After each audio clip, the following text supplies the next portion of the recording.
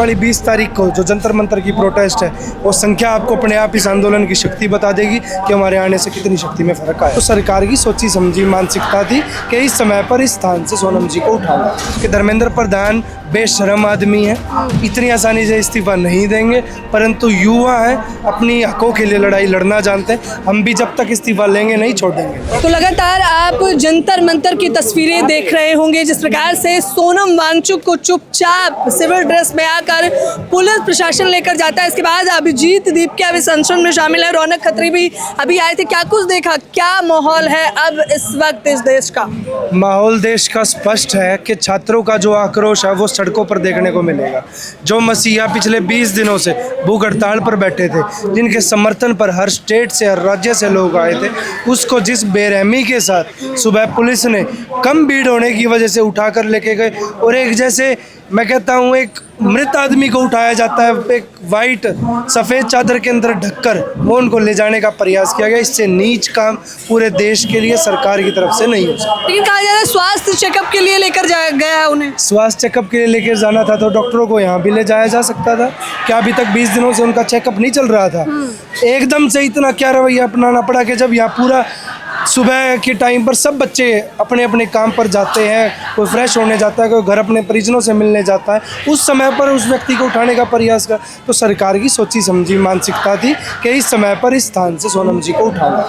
तो एक बात तो साफ हो गई है, मुझे लग रहा है अब आप भी राजी होंगे कि शिक्षा मंत्री धर्मेंद्र प्रधान इतनी आसानी से तो इस्तीफा नहीं देने वाले। निश्चित रूप से ये बात हमें पहले दिन से पता है कि धर्मेंद्र प्रधान बेशरम आदमी है, इतनी आसानी से इस्तीफा नहीं देंगे, परंतु युवा है, अपनी हकों के लिए लड़ाई लड़ना जानते हैं, हम भी जब तक इस्तीफा लेंगे नहीं छोड़ेंगे। तो क्या अब इस आंदोलन में, क्योंकि आप आ चुके हैं, तो आने वाले समय में अब ये आंदोलन और बड़ा होने वाला है या फिर ये यहीं थम जाएगा? निश्चित रूप से आने वाली 20 तारीख को जो जंतर मंतर की प्रोटेस्ट है, वो संख्या आपको अपने आप इस आंदोलन की शक्ति बता देगी कि हमारे आने से कितनी शक्ति में फर्क आया। बताइए, सोनम वांगचुक पे भी आरोप लगाया गया कि किसे पता है, हो सकता है वो कुछ खा पी रहे हो। शर्म आनी चाहिए उन लोगों को जो खुद भूखे नहीं रह सकते, वो ऐसा आरोप लगाते हैं। जो व्यक्ति देश के लिए केवल आज पहली बार अनशन पे नहीं बैठा है, जब शेड्यूल 6 की मांग थी तब भी लद्दाख हाउस में उनको हाउस अरेस्ट करा गया था, लद्दाख भवन में, और अपने लद्दाख में वो भूख हड़ताल पर बैठे थे। वो व्यक्ति जिसने देश को इतने रेवन मैक्से अवार्ड दिलवाया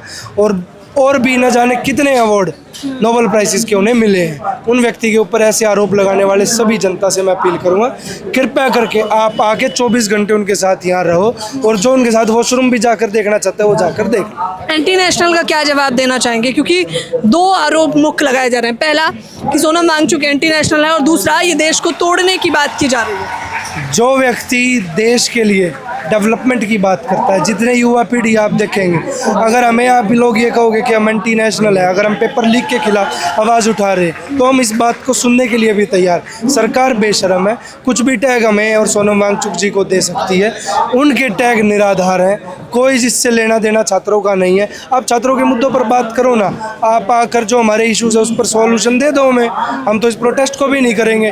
तो चीज़ें सिंपल हैं, उसको सॉल्यूशन का काम देने का काम। रौनक खत्री तमाम दर्शकों से आखिर में क्या कहेंगे?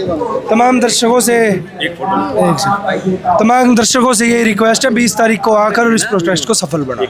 20 तारीख को आकर इस प्रदर्शन को सफल करें, और जल्द मैं भी इस प्रदर्शन में, क्योंकि आ ही चुके हैं और कह रहे हैं कि हम संसद मार्ग की ओर कूच करेंगे। यह आंदोलन यहाँ तो बिल्कुल भी थमने वाला नहीं है।